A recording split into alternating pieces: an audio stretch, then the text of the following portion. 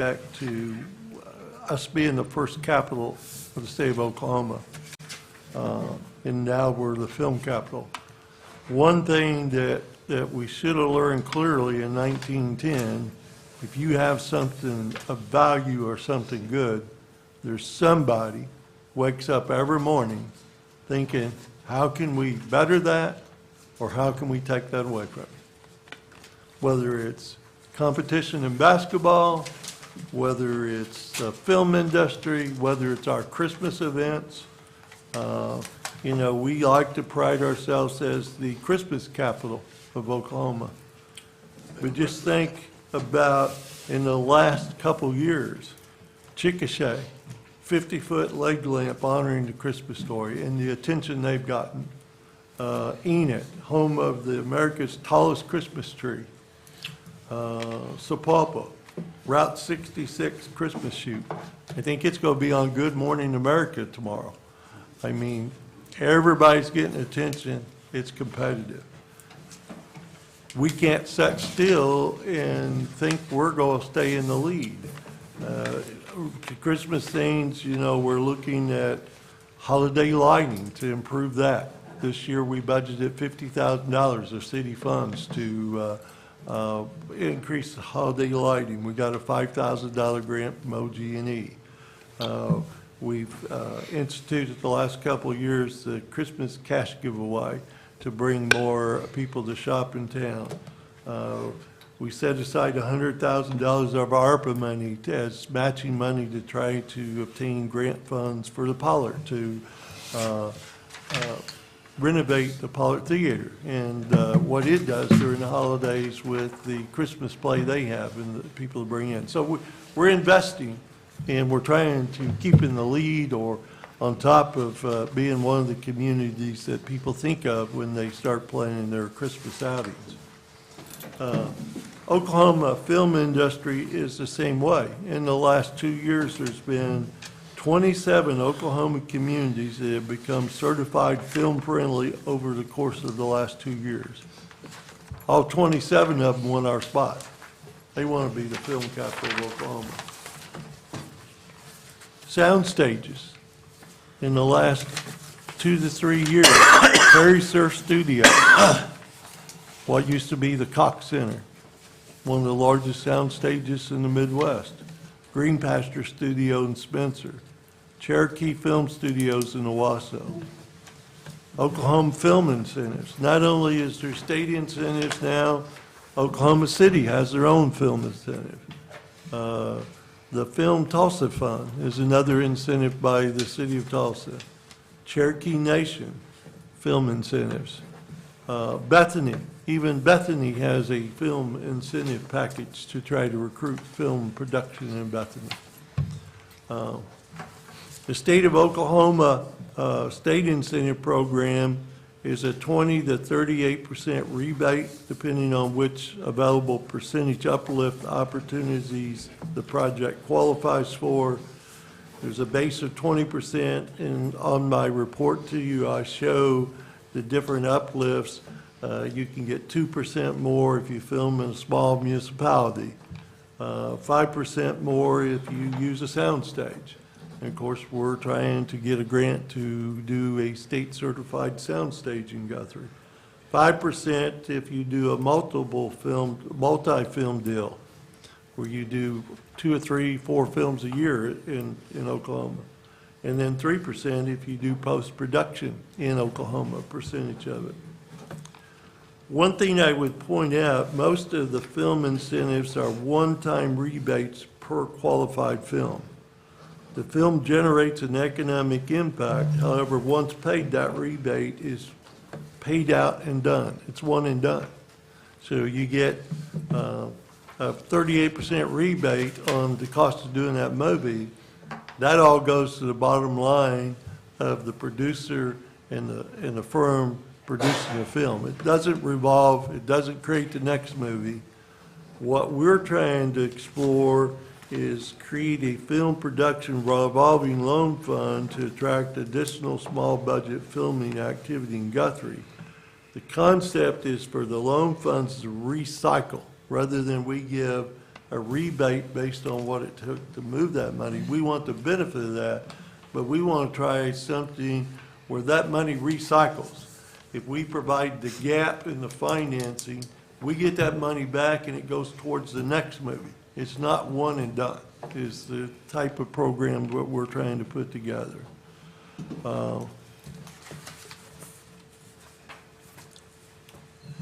In addition to our program and the gap financing that we would provide, the film productions would also be eligible to participate in the state revolving loan fund. It wouldn't take them out of that. They could still take advantage of the state's incentive program. The concept of providing a means to attract additional filming activity in Guthrie is very similar in nature to incentivizing the recruitment of a basic industry or a large retail development to our community. We sometimes give free land or reduced price land to recruit an industry. Free extension of roads and utilities, tax increment financing where you use the property tax that would be generated by an industry and you give part of that property tax back to them every year for 10 years or 15 years as an incentive for them to come. Or in retail, sales tax rebate where you have a large retail development and for 10 years you get part of the retail sales tax they generate in that development back to the developer to offset some of the cost of the development. So the concept's not new, providing incentives for economic development. In addition to attract additional small budget filming activity in Guthrie, this program will provide a necessary stepping stone for many of the graduates from the First Capital Film Crew Institute at Meridian Technology Center. Just like I graduated with a master's degree in public administration from University of Kansas, which is probably the #1 or #2 school in the nation for city managers. The day I got that diploma, Edmond was not going to hire me to be their city manager. I had to invest some effort and time and start at the bottom end and work my way up. The same thing happens with people that come out of the Film Crew Institute. They're not going to start tomorrow on Tulsa King or Killers of the Flower Moon. They've got to build up their experience and their credit. By having these small budget films in Guthrie will provide opportunities for internships for these individuals, for them to start at lower level, work their way up. So not only will we be providing filming jobs and film economic impact, we will be investing in the workforce infrastructure in the state of Oklahoma. Right now, our impression is the state is workforce infrastructure. We won't get there if we don't invest in some ways where our local Oklahoma residents can get the entry-level jobs, build their credits, build their experience to compete for jobs on the larger films.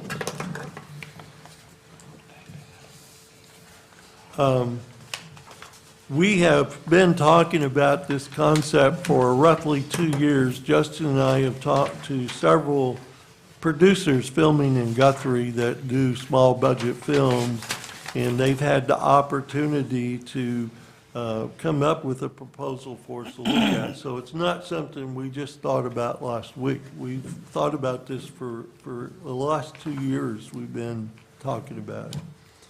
Ben Richardson, Ben, would you stand up for a minute? Ben will he will be involved in later answering questions when we get done. Thanks. I just wanted you to recognize who Ben was. He's president and founder of BRI Productions, and he's negotiated an exclusive deal with the executive manager of Lifetime for the funding, sale, and distribution of feature films.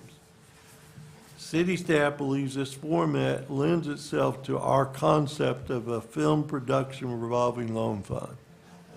Lifetime has two echelons of film distribution. One is the Lifetime Movie Network, and the second one is Lifetime Channel. And I've tried to make it easier by putting it on a spreadsheet.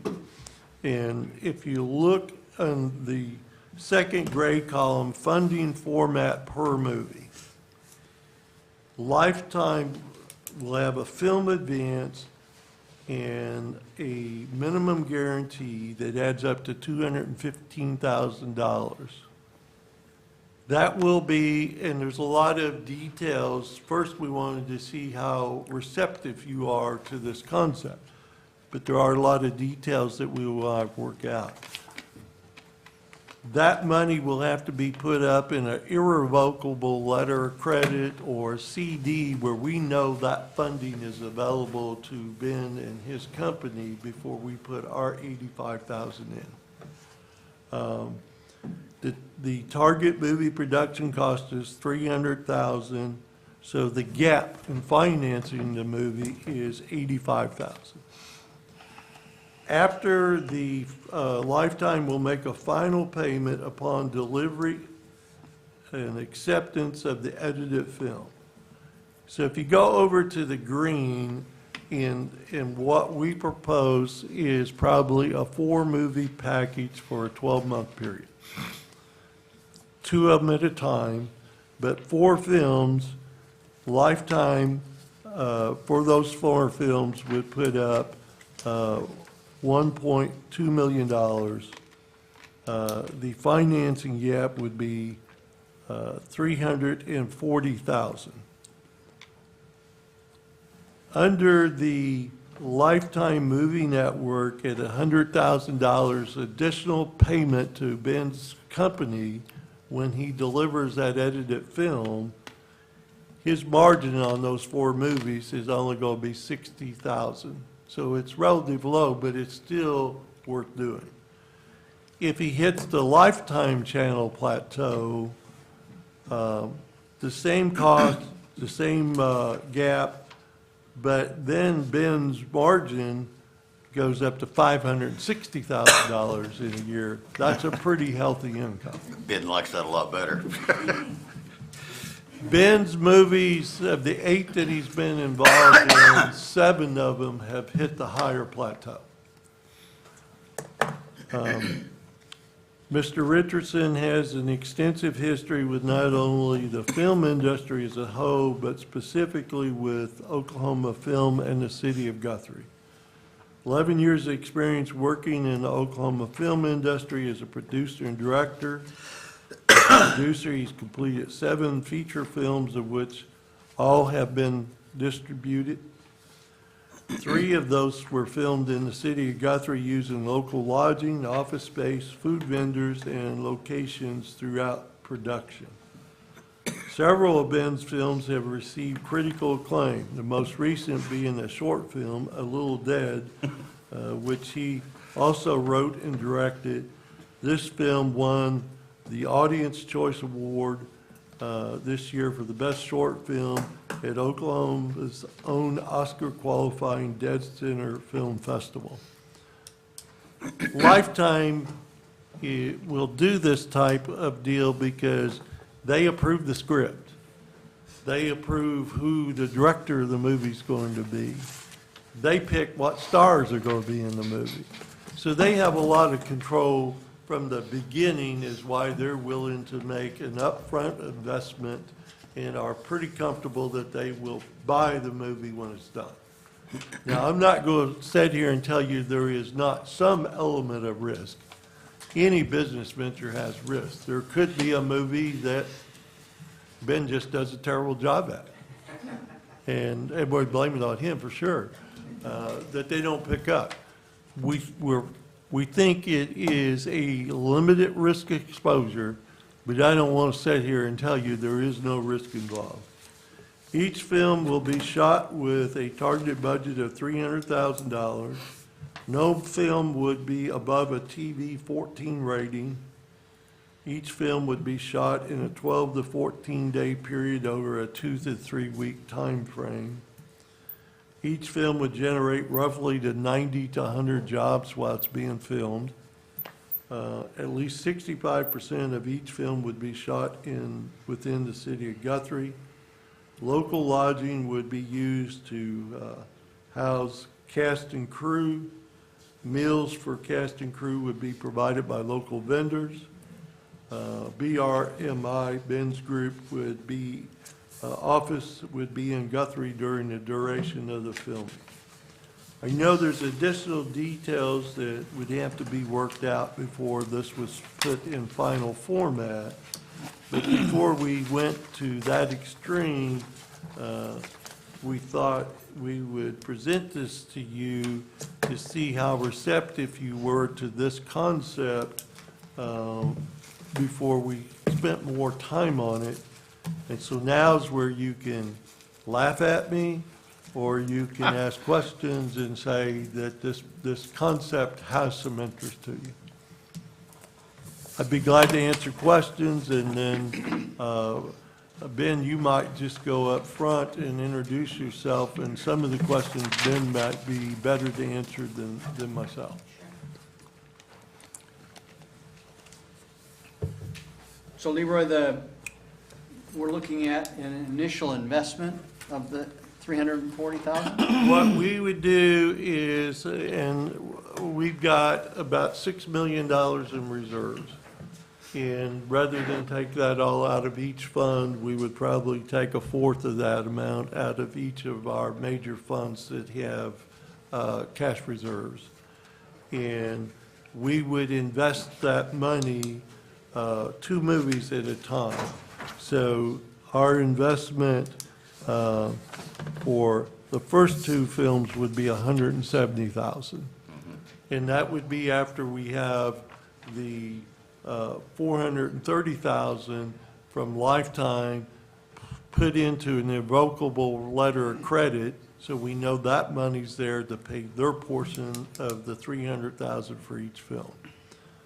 Once those films were completed, then we could see Ben's product, and of course, it's not fully edited and goes to Lifetime. That's another 6 to 12 months. But if we're happy after the first 2, then we would make the other half of the 340 available once Lifetime does another letter of credit for their share of the 3rd and 4th movies. So that's how the Lifetime always does it, 2 and 2. They like to do 2 at a time, and Ben, you might address that. Sure. Councilman.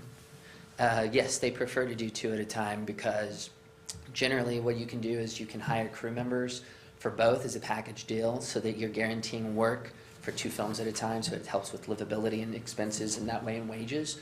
It also helps them because they can package it. You can do pre-production, post-production, and kind of do both of them simultaneously rather than doing one, which is a lot of work. You can kind of do both, and sometimes even get a small discount on somebody's wages if you need to, because they're guaranteed twice the work. Like he said, it's this is a little bit different. Lifetime doesn't always operate this way. This is the exclusive deal that I have with their upper management and executives, is that they would be approving the script before we shoot it.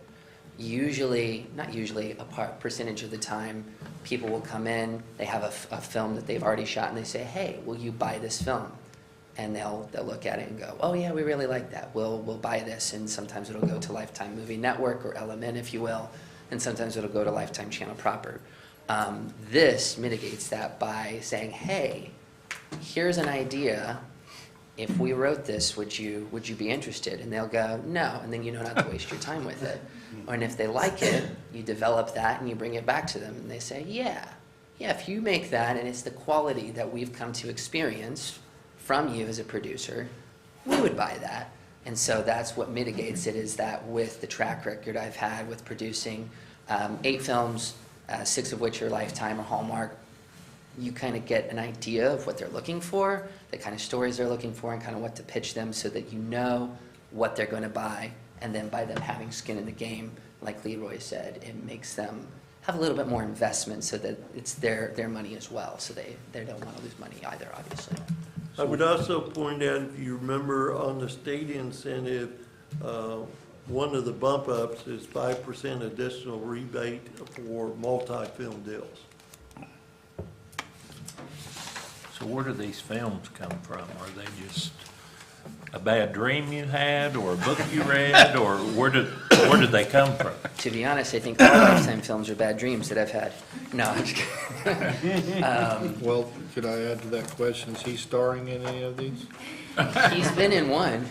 He had a small role in 1,000 Little Cuts, actually. Him and Christy, I think. But, no, so there are different writers that are in the industry that write this, to have an establishment with Lifetime. You can also, my goal would be to enlarge that circle with Oklahoma-based writers. Jordan Wilson is a local writer. She's actually been developing about 15 or 20 concepts. I have another writer that I've been helping develop these with. She has about 15 or 20 concepts. And what you do is you bring those to Lifetime, and then if they approve the concept, then you would give them a synopsis and then a script. So we would take it one step at a time, so that it's coming from creativity, but hopefully what would start as outside voices with industry professionals that's worked with Lifetime on a regular basis, we can learn, and one of my connections is willing to kind of continue to kind of guide these younger writers so that we can have Oklahoma voices, and then it'd be obviously even more of a percentage from Oklahoma by Oklahoma. So Ben, these 8 that you've produced, have they all been in Guthrie? 3 of them have. 3. Mhm. Yes. There was In Bed with the Killer, which no one was ever in bed with the killer, ironically. There was Love on Repeat, and then Magpie Funeral as well. So those are the 3. 2 of those have found distribution, both on Lifetime Channel proper. Like Leroy said, so I had 7, and 6 of them made it to Lifetime proper. 1 did go to LMN. So, but that's a pretty good percentage. They usually are looking at having content for about 104. They need about a movie a week at least, sometimes 2. So when you look at that, it's usually a 50-50 shot, but to have 6 out of 7 go to the upper range and the upper echelon, I feel like I know what it takes and have been involved with these different professionals to know what Lifetime Channel proper is looking for. You kind of sound like you're the Edgar Allan Poe of filmmaking. Is that? That is the kindest thing anyone has said. Is that in advance? So if your product, if your film does not get picked up, then does that mean that we don't get paid back? What we would do is, because they are made 2 at a time, the odds of that happening are very, very small. So what we would do is the next film, I would make sure that you guys got paid back from that film. So I wouldn't take anything until you guys are paid back. So what you're saying is, we throw out 170 grand, one movie gets picked up, the other doesn't, they offer 170 grand for it, we get it. Right, you would get the first money, you'd get first money in and first money out, absolutely. Okay. And you'll put that in the contract? Yes. Obviously. I'd be open to that. I like all those. I do too. I think it's a great idea. Okay. Any other questions of Ben or Leroy? If you're all receptive, we will put together an actual agreement with more of the details worked out. We just didn't want to expend a lot of Ben's time and our time putting together some kind of contractual relationship until we got some feedback. But if I'm understanding correctly, council is receptive to moving forward. I think the body language says yes. Yes. We've spent more on Lance. Correct. You weren't including me in that category, were you? Well, me neither, but there has been. Let's see. We appreciate, and just like when we made the State of the City address, our city council has provided great leadership in the 6 years I've been here. And we're very appreciative of, from staff standpoint, I know we got to prove ourselves, but you provided staff the freedom and the flexibility to explore things, try new ideas and work things, and city staff's very appreciative of your all's leadership. We're doing a good job. Good, thank you. Thank you, Ben. Appreciate your comments, and we'll look forward then to the specific proposal that'll come at a future council meeting. Probably come either January or February. All right, Okay? Thank you for your Very time. good. Good Thank deal. you very much. Thank you. thank you, Ben. That being the last item, or the only item on our agenda, I adjourn our workshop, and our city council meeting will start in 3 minutes. What? 3 minutes. What's that?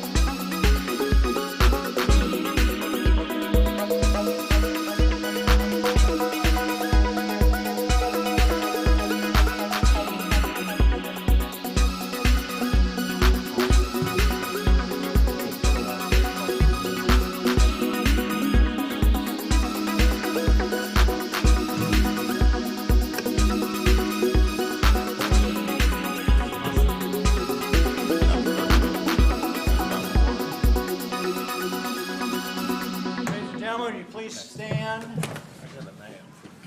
Join Councilman Long in our salute to our flag and country. I pledge allegiance to the flag of the United States of America and to the republic for which it stands, one nation, under God, indivisible, with liberty and justice for all. Remain standing for our prayer. Almighty God, thank you for being with us. You are all-powerful and in control of every circumstance. Please watch over our city leaders and community. Wonderful Counselor, teach us to be discerning of what is good and right. Guide us to be wise in making decisions that will honor you and benefit Guthrie, Oklahoma. Everlasting Father, train us up well to be people of a good work ethic, creative in getting things done, and look out for the family that is our community. Prince of Peace, please comfort our hearts during times of stress that happen this season and throughout the year. Following your example, help us to be peacekeepers. We pray you will establish your kingdom here and uphold it with justice and righteousness, now and forever. Amen. Amen. Thank you, Pastor. I open up our Guthrie Public Works Authority meeting of December 20th. Second item on the agenda is public comments, community announcements, and recognitions. And we have one request for comment.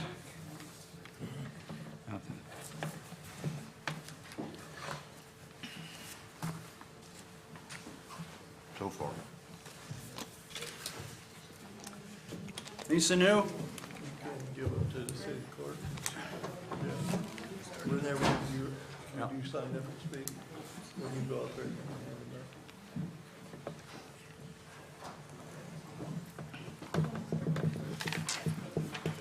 Is this one for me?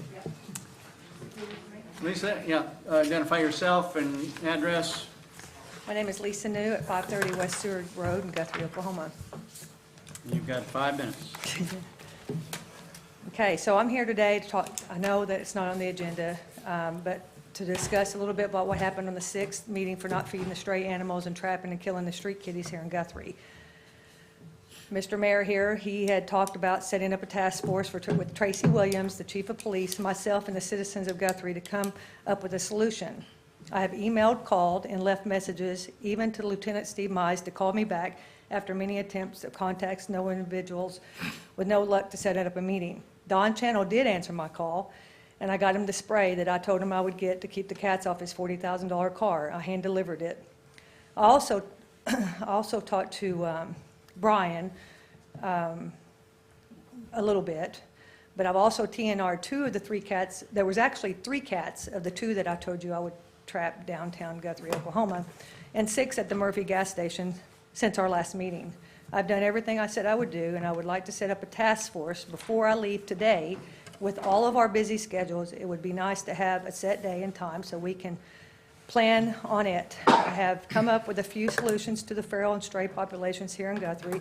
If you would like to hear those tonight, I would be happy to read those with your permission. If not, I would like to put this on the February agenda so we can discuss the solution and what we come up with from our task force. I am very confident that we will improve our stray animal population in our city and some positive changes. I'm here to work with you, not against you. Together, we can make a difference. I am giving you some literature for the surrounding TNRs here in Oklahoma City, Stillwater, and Edmond. Thank you. Can I hand these to you? Sure can.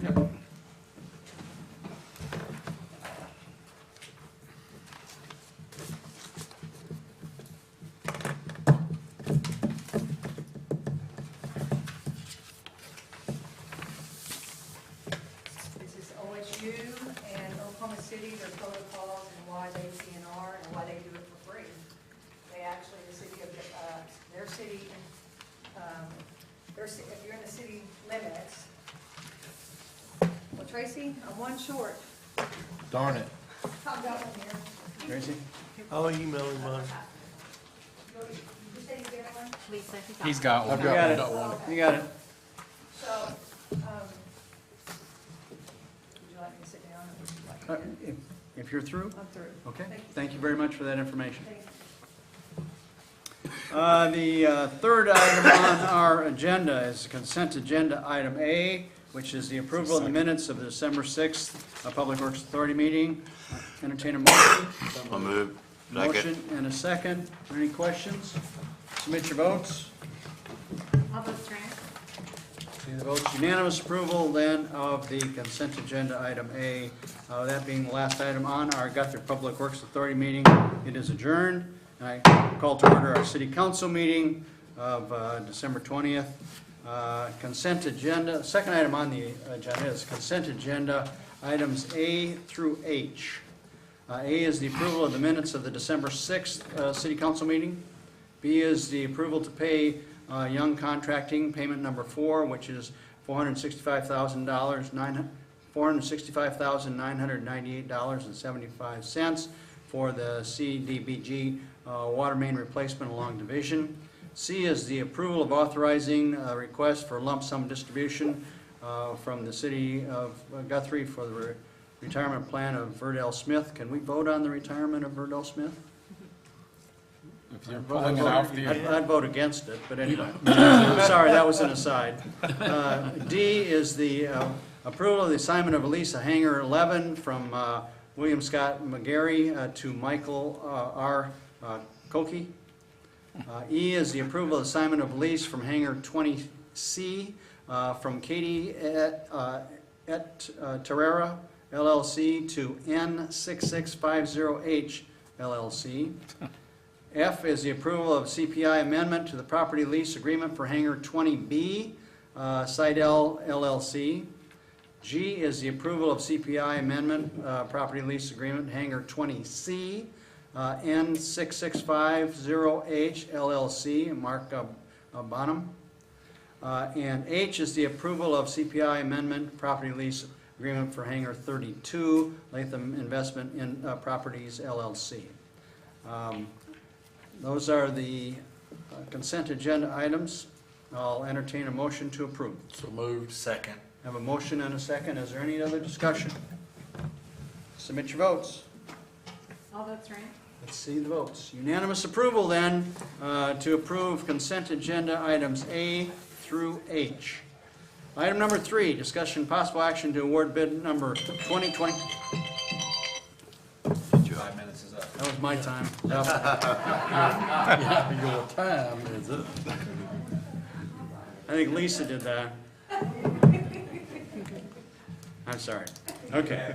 Item number 3, discussion and possible action to award bid number 2022-20, Highland Hall interior renovation to Lambert Construction in the amount of $191,000.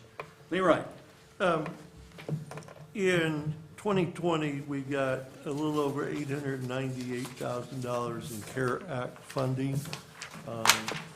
Technically, for accounting purposes, that money it no longer is identified as CARES Act, but we just keep, because it's easy for us to identify it, but when we put in for that, it was against expenditures we'd already made that were eligible.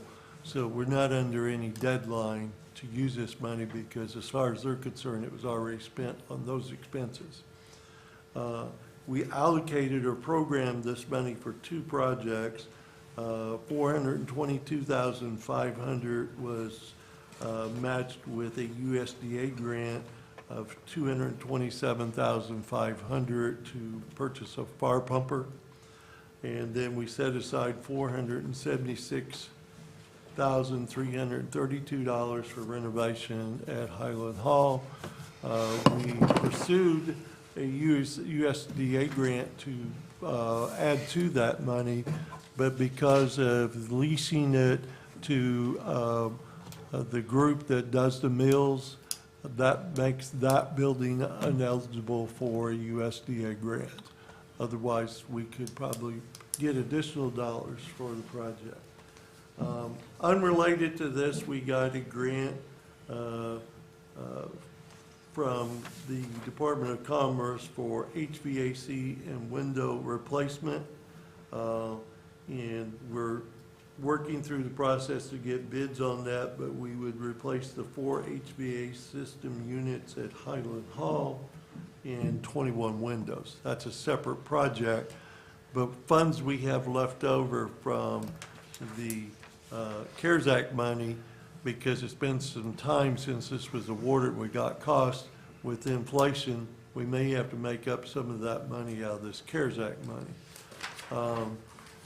So with the 476,000, we used 32,000 for architect design and bid documents.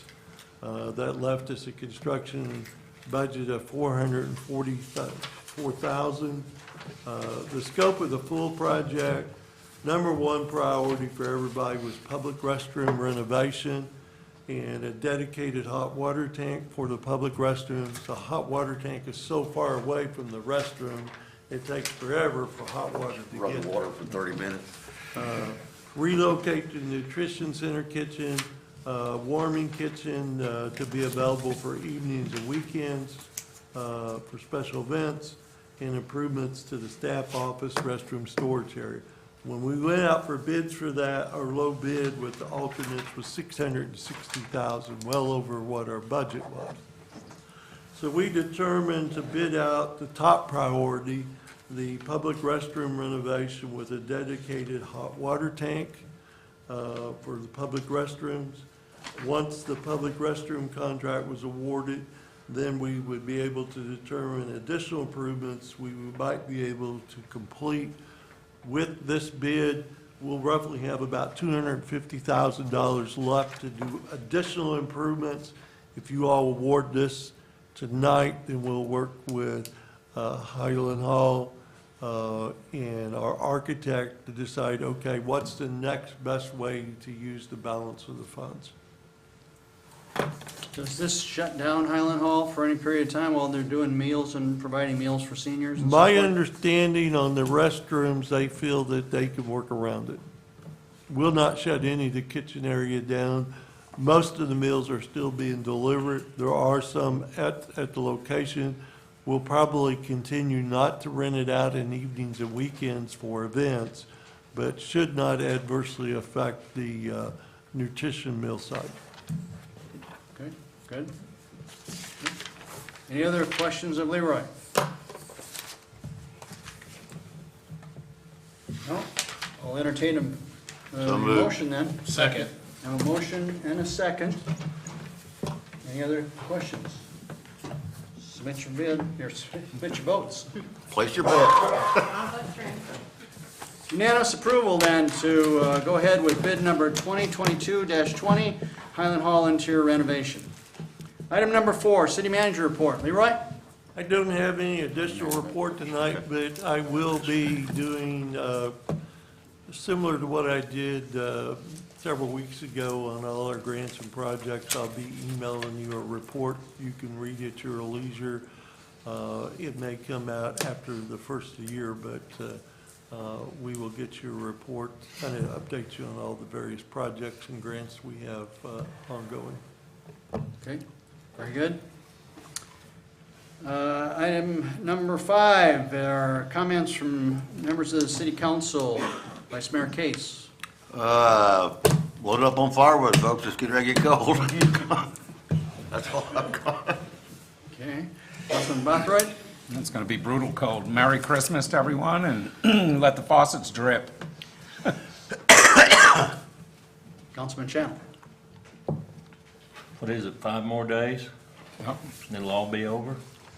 Everybody try not to lose your mind any further than you already have. It'll be over soon, just be good. Now, Case, I don't know that there's any help for you this close, but Meh. everybody else will do all right. I got to be willing to accept it. Councilman Long? Same, just stay warm and have a Merry Christmas. Councilman Taylor? Thank you, staff. That was great on the TV or the making movies and stuff like that. That's fantastic. If you haven't been down to see the play yet, we went this a couple days ago. It was fantastic. So get out and go see the play. And other than that, Merry Christmas and Happy New Year. Councilman Williams? I've heard a lot of really good comments about the Christmas parade, the territorial Christmas, the lights in the flats. It's really making a difference.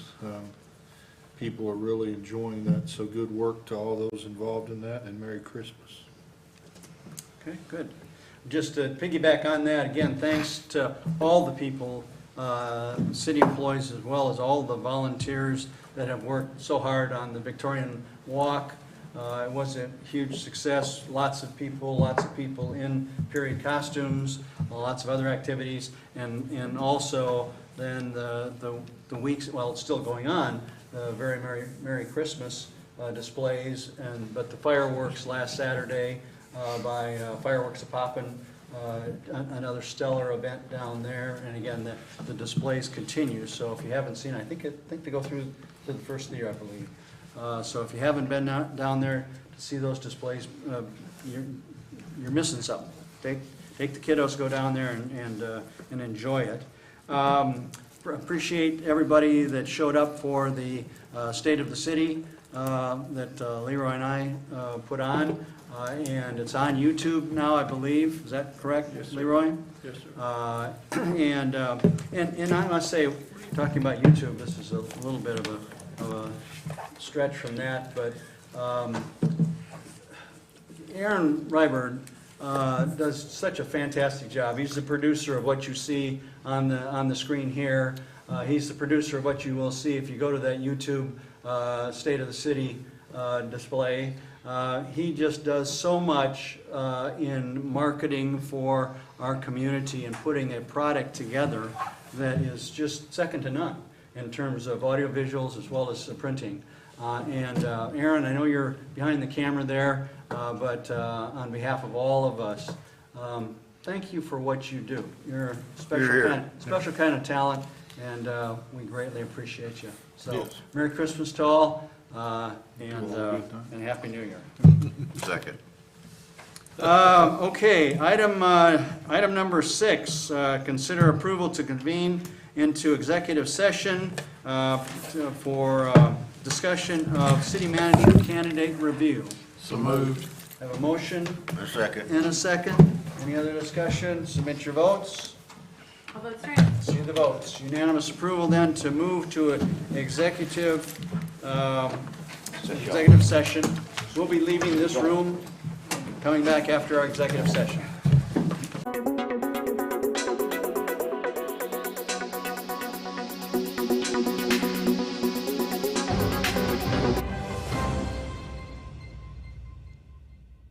I'm honored and humbled to be now entering my 8th year as your mayor. It's been a special time. It's been a special time.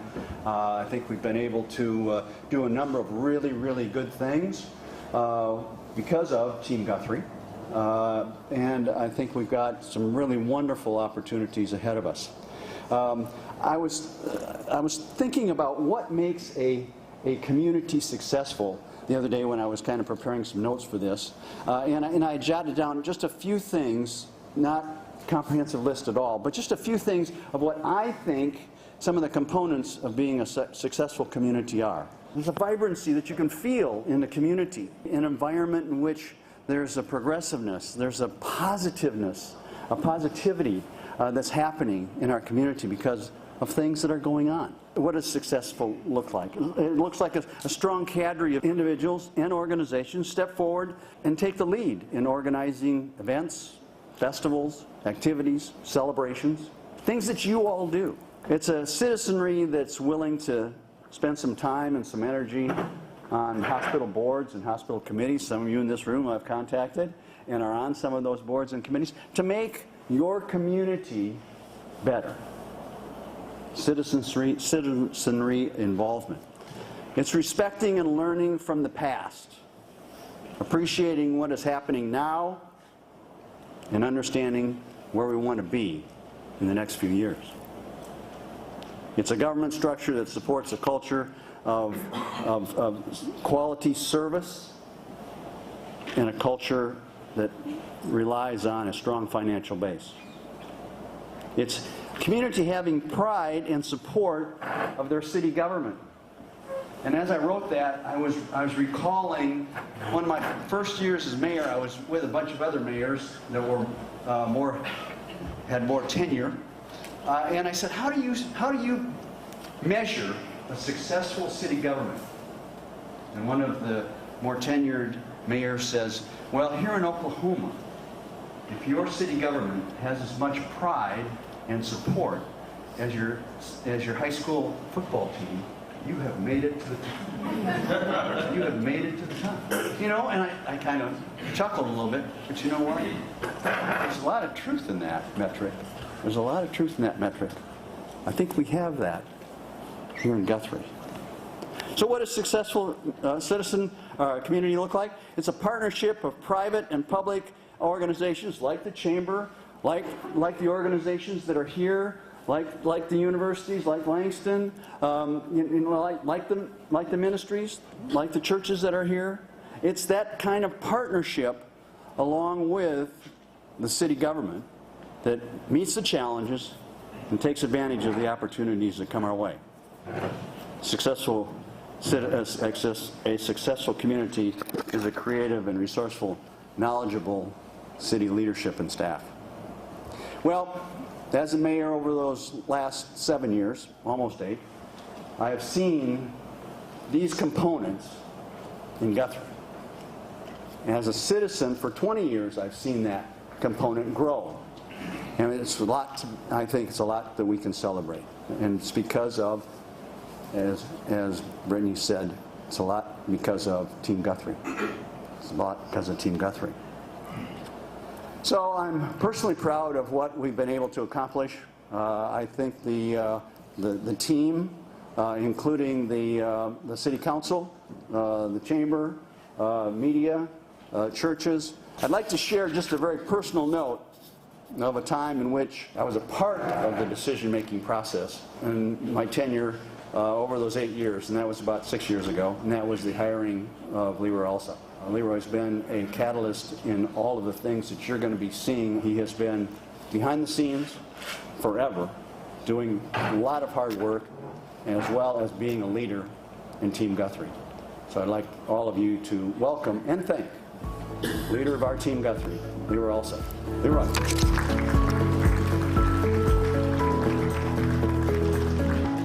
This is state of city, but you can't separate community and city. They kind of go hand in hand. Of course, we take great pride in the fact that we were first Oklahoma capital, and now we call ourselves the film capital of Oklahoma. And one thing that I would point out with that is we didn't learn anything in 1910 when we lost the capital. We should have learned there's somebody that wakes up every day that's going to try to take something away from you that has value or good. It's just like the film capital. Look how many towns now are trying to be the film capital of Oklahoma. Look at Lazy Arena and the national events they bring in. There's somebody else trying to get those events at their arenas. Our Christmas celebration. Look at Chickasha with their leg lamp, whether you like it or not, it's getting a lot of attention, the tallest tree in Oklahoma. So it's a competitive world, and you can't just rest and say, we've arrived, because tomorrow you're going to have to compete again. As the mayor indicated, our city council, they also serve as the Public Works Authority and our Economic Development Authority. The names of the individuals on the screen, I won't go through all their duties, but I will tell you, city manager, of course, runs the day-to-day operations.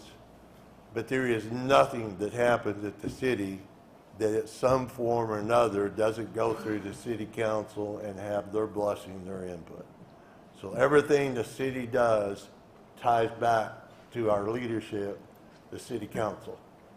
And in the 6 years I've been here, the city council has worked with staff. We've had spirited debate at times. Sometimes it got pretty lively. But our city council has given staff flexibility and room to do the things they need to do to implement some of our projects. This is the team that makes things happen. We operate not as just a city manager form in government, but we got a management team.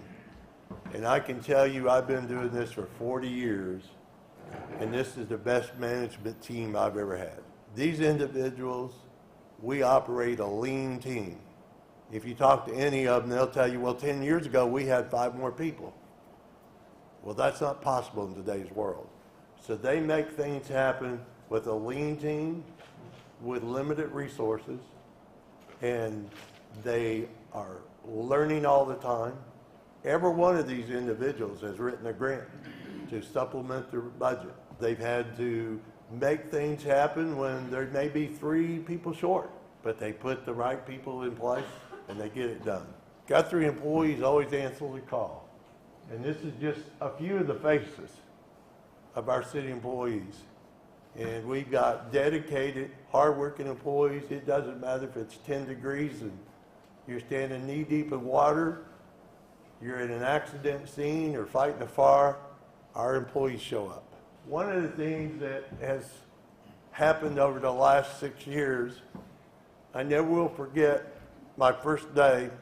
I started on February 6th, and city clerk came to me and said, we got 3 payrolls in March. We don't have enough money to pay them. That's where we were. We started the general fund in 2017 budget year, and our budget year starts in October with almost 400,000.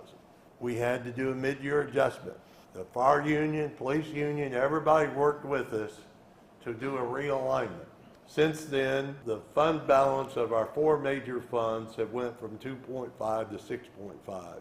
It's grown over 162%. When you got financial stability, it allows you the freedom to do some things you otherwise can't do. And we guard that very carefully. It's always easy. We need 3 more firefighters. We need 2 more police officers. We need it. That's an easy request.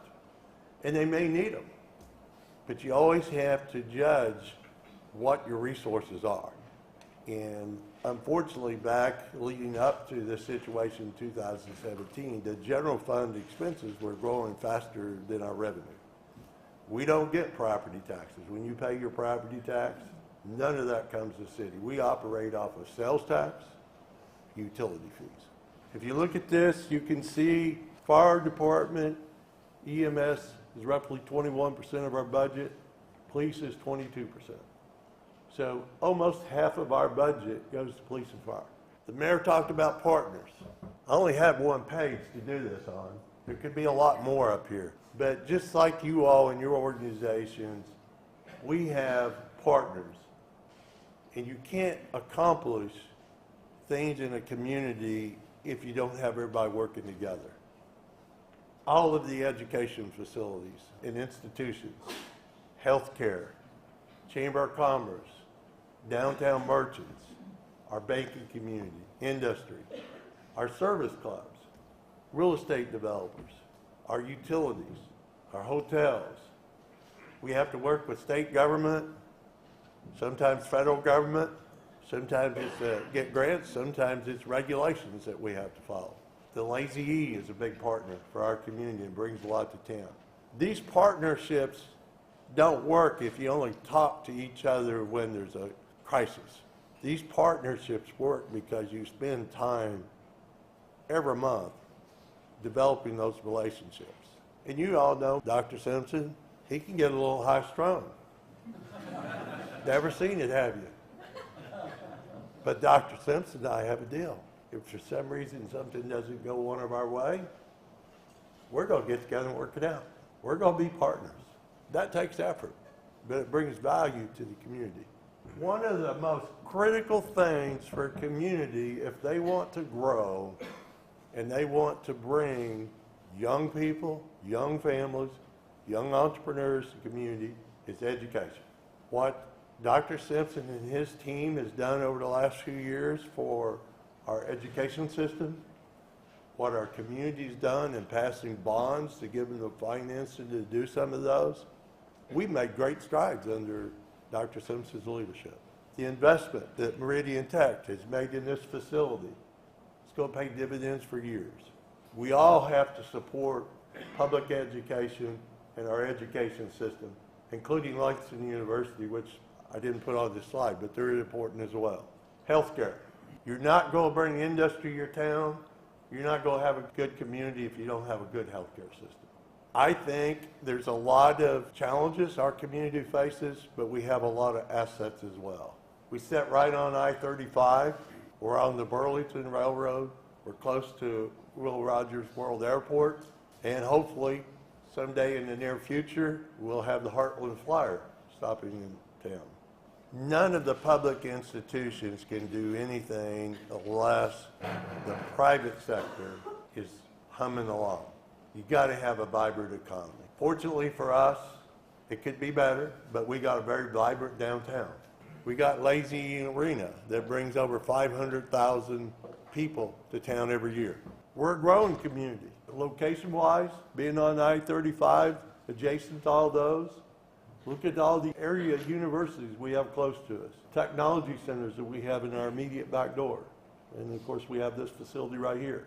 Logan County is the third fastest growing county in Oklahoma. In Guthrie, right now, we are seeing 4 subdivisions being developed that will bring over 850 new homes in the next few years. And at 2.5 residents per house, that's a growth of over 2,000 people. So our community is positioned for growth. Retail business. We've got many established retailers that have been here for a number of years. But if you look at this slide, we have attracted many new retailers, maybe not national chains. This is what makes the economy go. It's not what I do at City Hall, it's what the private sector does. That allows me to have the sales tax dollars to provide police, fire, other services. We've been very blessed with our architectural history that stands out, brings a lot of tourists to town. We have an obligation to protect that. I know we disagree on what that means sometimes, but I think we all concur that this is a value to our community that we want to protect. We have a lot of festivals. It seems like Justin is bringing some permit to me to sign for us closing a street. So-and-so doesn't like that street closed. This group wants to close it. It gets a little interesting at times. But those festivals bring people to town. Not only the day of the festival, but they come back because they enjoy themselves. If there's a street closed, whether it's for a movie or a festival, I can guarantee you the city is involved. We either put out barricades, clean up, provide security. When I first came here, we looked at just the 89ers, because that's one of our biggest ones, and looked at the manpower, our regular pay, our overtime pay, the materials. We spend about a little over $30,000 every year on that event. So people don't realize, because we're behind the scenes, there's a lot of significant things. And I know people get upset sometimes. You know, we got water leaks, we got roads to take care of, we may have short crews. When you schedule, you want a barricade. I can't hang mine. Huh? Mine's broken. You can have it, I'm not gonna eat it anyway.